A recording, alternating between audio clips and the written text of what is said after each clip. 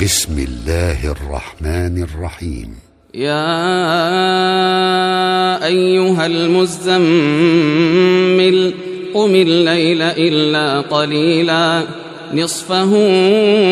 أو انقص منه قليلا أو زد عليه ورتل القرآن ترتيلا إنا سنلقي عليك قولا ثقيلا إن ناشئة الليل هي أشد وطئا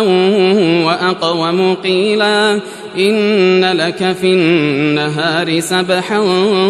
طويلا واذكر اسم ربك وتبتل إليه تبتيلا رب المشرق والمغرب لا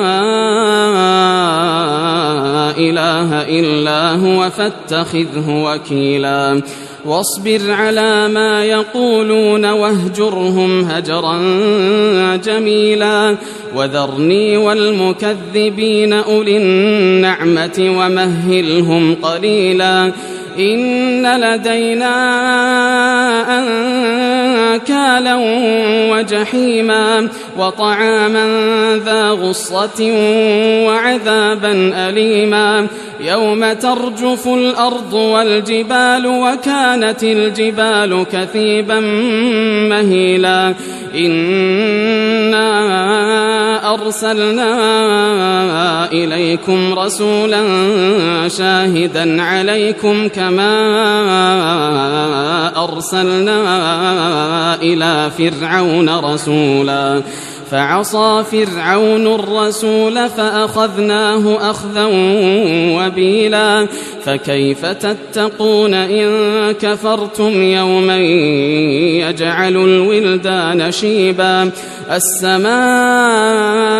منفطر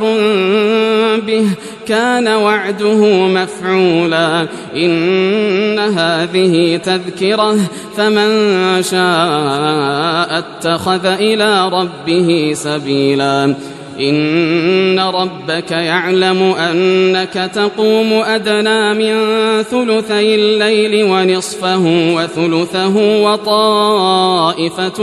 من الذين معك والله يقدر الليل والنهار علم أن لن تحصوه فتاب عليكم فقرؤوا ما تيسر من القرآن علم أن سيكون منكم مرضى وآخرون يضربون في الأرض